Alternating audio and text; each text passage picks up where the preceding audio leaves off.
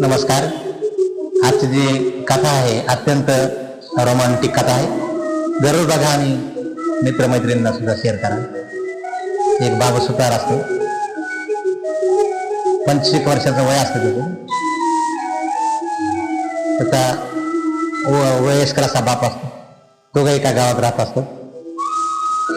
त्याची आई एका शेजारच्या माणसासंग पळून गेलेली असते आणि म्हणून तो दुःखी असतो.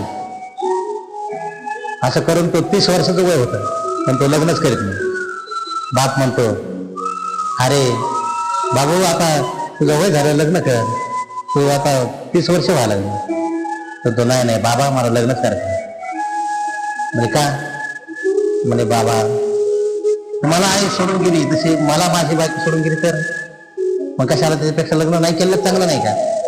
नाही, मला लग्नच करायचं. ते बाप खूप सांगतो, पण तो मुलगा काय ऐकत नाही. शेवटी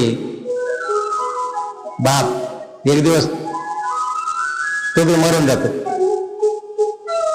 नंतर हा एकटाच राहतो. तो खूपच दुःखी असतो. आणि अशा परिस्थितीत एक दिवस तो झोपलेला असतो. रात्रीचे 12 वाजले असते. त्याच गावाहून महादेव पार्वतीचं भ्रमंती चालू असते. पार्वती म्हणते, देवा, त्या गावात एकच ग्रस्त मला असा दिसतो, तो खूप दुःखी आहे, तो खूप वेदनेत आहे, त्याचं दुःख मला सहन होत नाही. आपण त्याला भेटू आणि त्याच्या जीवनात आनंद निर्माण करायचा प्रयत्न करू. आपण ते महादेव म्हणतात, पार्वती, अरे त्याचा स्त्री जातीवर विश्वास उडालेला आहे आणि त्यामुळे तो लग्न करायचं नाही म्हणतो.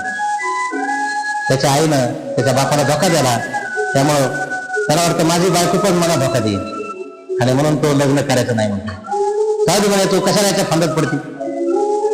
पार्वती म्हणते, नाही देवा, म्हणे आपल्याला जावंच लागत. आपण एवढं सृष्टीची रचना करतो आणि म्हणून आपण इथं वेळ दिला तर काय हरकत आहे?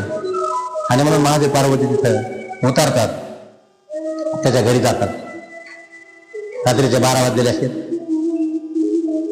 तो झोपलेला असतो, गाढ निद्रेत असतो. त्या निद्रेत असताना महादेवाने त्याच्या डाव्या म्हणजे बरगाडीची एक फासोळी कट केली आणि त्या फासोळीवर कमंडलूतलं पाणी शिंपडलं. तो बेशुद्ध अवस्थेत असताना त्या कमंडलूतलं पाणी शिंपडल्यानंतर एक सुंदर स्त्री त्या फासोळीतून तयार झाली आणि ती त्याला नंतर त्याला पण शुद्धीवर आणलं.